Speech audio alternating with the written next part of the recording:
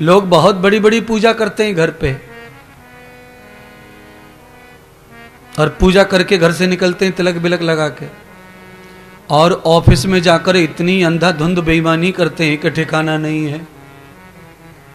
तो तिलक विलक, पूजा पाठ, ये सब करने से लगता है कि ये वैष्णव है, पर ऑफिस में जब वो असली रूप दिखाते हैं तब लगता है कि ये वैष्णव के नाम पे कलंक है। जो व्यक्ति तिलक चंदन आदि भी नहीं करता है और अपने कर्तव्य पथ को अच्छी तरह निर्वाह करता है, वो बिना तिलक लगाए भी वैष्णव ही रहता है। पर तिलक हिंदू धर्म की निशानी है, सनातन की निशानी है, तो चिन्ह के रूप में इसका महत्व है, पहचान के रूप में इसका महत्व है। पर इसका महत्व इतना नहीं है जितना आप लड़ मर रहे हो। करोड़ों हिंदू तिलक नहीं लगाते, तो क्या वो अधर्मी थोड़ी हैं? केवल उनके पास में चिन्ह नहीं है तो वो अधर्मी नहीं है। कभी कभी कानून का पालन कानून चलाने वालों से भी नहीं होता। वकील कभी कभी पालन नहीं करते, जज पालन नहीं करते, पुलिस नहीं पालन करती, और वो कानून की रक्षा के लिए खड़े हैं, पर उनसे भी भूल हो जाती है। ऐसे ही सनातनी और हिंदू व्यक्तित्व से भी भूल हो सकती है। अंदर सब कुछ अच्छाई होकर बाहर से नहीं दिखती है, चिन्ह के कारण। इसीलिए हमारे हिंदू धर्म में पहचान के लिए चिन्ह की महिमा है, और इस चिन्ह के कारण कभी कभी भ्रम भी हो जाता है।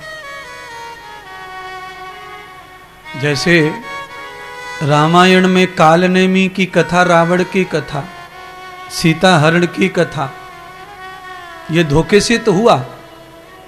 हनुमान जैसे महाज्ञानी महापुरुष को भी वेशभूषा और के चक्कर में भ्रम हो गया। हनुमान जी को लगा कि ये भगत है कालनेमी, पर वो भगत था नहीं, वो राम विरोधी था, सनातन विरोधी था। पर उसने क्या वेशभूषा बना लिया। ऐसे ही रावण के बारे में भी यही किंवदंती है कि वो शास्त्र जाता ज्ञानी ध्यानी तपस्वी, पर वो भी सनातन विरोधी चरित्र से। जरूरी ऐसा नहीं है कि कोई भागवत सीख ले, कोई रामायण सीख ले, कोई वेद पढ़ ले, संस्कृत पढ़ ले, उसके बाद ही वो सनातनी हो जाएगा, वैष्णव हो जाएगा, धर्मात्मा हो जाएगा, सनातन हिंदू हो जाएगा। आवश्यक नहीं है। अनेक विद्वान जो भागवत रट पड़े हैं, वेद शास्त्र पढ़ पड़े हैं, संस्कृत रट पड़ी है, पर वैष्णव और सनातन के नाम पर धब्बा है, कलंक है।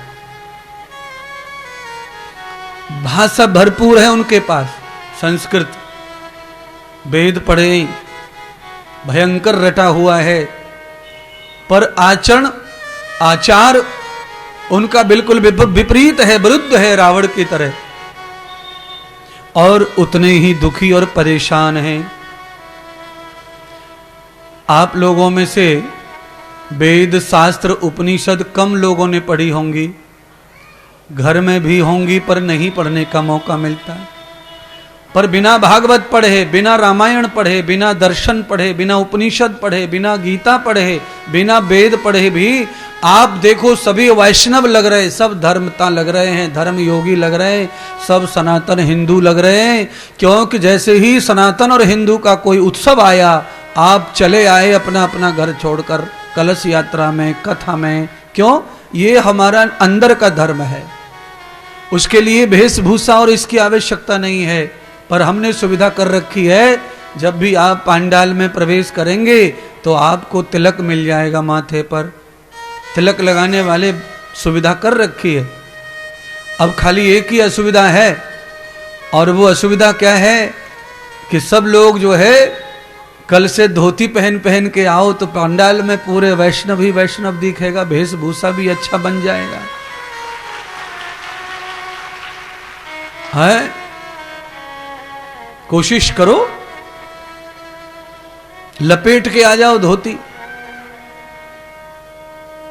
माताओं ने आज कलश उठाया तो देखो कैसी लग रही थी, वैष्णो माता लग रही थी, वैष्णो माता। अब घर पर रोज थोड़ी ऐसे रहते हैं वो। तो कलश को जितना महत्व दिया, तब आपने अपना श्रृंगार किया पवित्र। और हिंदू धर्म में ये जो कलश है, इसका जो रंग है, कपड़े का जो रंग है, उसकी बड़ी महिमा है।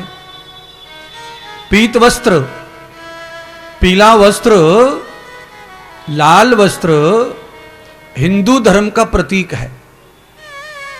भगवा।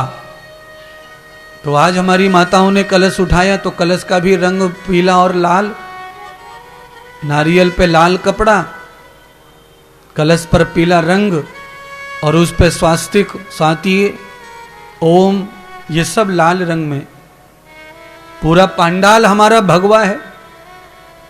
तो ये सब क्या है महाराज? तो ये सब चिन्ह है और सब धर्मों के अपने अपने चिन्ह है महाराज।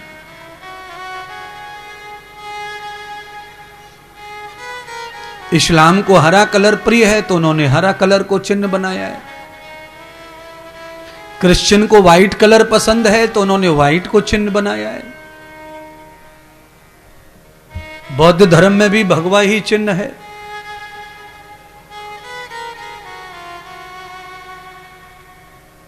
और सिख संप्रदाय में सफेद और काला दोनों चलता है।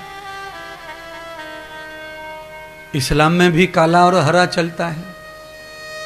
हिंदू में पीला, लाल और काला चलता है, क्योंकि भगवान कृष्ण ने ही सबसे पहले काले कलर को धारण किया। भगवान का उस काले वस्त्र की वजह से एक नाम कमली वाला पड़ा। तो ऐसे ही भगवान के अनेक रंग हैं, अनेक रूप हैं। प्रकृति के भी अनेक रंग हैं और अनेक रूप हैं। और ये जो सारे रंग दिखाई देते हैं प्रकृति पर, इसके कारण ही सृष्टि अच्छी लगती है, संसार अच्छा लगता है। चाहे कोई अपना अपना रंग लेके घूम रहा हो, लेके घूमे, पर अच्छा लगता है समाज में। सारे रंगों का प्रचार हो रहा है, सारे रंग प्रतीक के रूप में है। क्यों? पूरी सृष्टि हरी है। फूल पीले लाल आते हैं, पेड़ों पर पेड़ हरे रहते हैं। गुलाब के पत्तियां हरी और फूल पीले और लाल। अर्थात कहना क्या चाह रहा हूं ये समझो। पत्तियां हरी हैं, डाल हरी हैं, पर फूल लाल आ रहे, पीले आ रहे। अर्थात गुलाब का पेड़ ये संदेश दे रहा है कि हरा भी मैं हूं, लाल भी मैं हूं, पीला भी मैं हूं। मैं अलग अलग नहीं हूं, पर अलग अलग दिख रहा हूं। इसलिए हिंदू भी मैं हूं, सनातन भी मैं हूं, मुसलमान भी मैं हूं, क्रिश्चियन भी मैं हूं। मैं सब कुछ एक ही हूं। केवल तुमने अपनी इच्छा से कोई पीला फूल ले गया तोड़कर, कोई लाल ले गया, कोई पत्ती ले गया। तो सब अलग अलग है, ऐसा हमें लगता है, पर उसी वृक्ष पे सब पैदा होता है। देखो आम पर बौर आ रहा है। इस समय बौर जो है वो क्रीम कलर का है और आम पूरा हरे कलर का है। आम की जो शाखाएं, डालियां हैं, वो ब्लैक कलर की हैं। बौर क्रीम कलर का है, हल्का वाइट, और उस पर आम हरे कलर का। पक जाएगा आम तो पीले कलर का। अर्थात वही आम पकने पर पीला हो जाता है, वही हरा है। जहां भी जो जिस धर्म का पालन करता है करे, पर ये कथा, ये जो प्रवचन है, ये मानव समाज के कल्याण के लिए ही है। ये केवल मानव के कल्याण के लिए है। इसमें सनातन की व्याख्या है। और केवल पूरी दुनिया में एक ही धर्म ऐसा है जो केवल धर्म है, जो केवल राष्ट्रीयता जिसमें है, जिसमें केवल कल्याण है। सर्वे भवन्तु सुखिनः, सर्वे सन्तु निरामया, सर्वे भद्राणि पश्यन्तु, मा कश्चित् दुःख भाग् भवेत्। ये केवल सनातन धर्म, हिंदू धर्म ही है जो इसमें ऐसे श्लोक होते हैं। इस श्लोक का अर्थ है कि सारे जगत का कल्याण हो, सारा जगत सुखी हो, कोई दुखी न हो, कोई बीमार ना हो। पूरे जगत में, पूरे विश्व में, ये सारे विश्व की शुद्ध कामना करने वाला जगत एक ही है, और वो है हिंदू धर्म, सनातन धर्म। तो हिंदू धर्म जो है भले ही बना है सनातन में से। पर ये जो धर्म है ये पालन करने वाला धर्म है, जीवन देने वाला धर्म है, संरक्षण करने वाला धर्म है।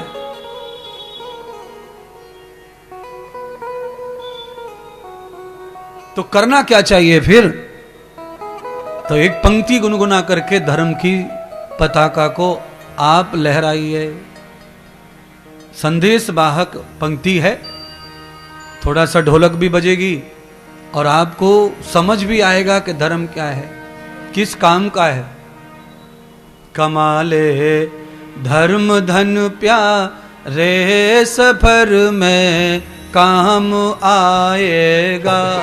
कमाले धर्म धन प्यारे सफर में काम आएगा।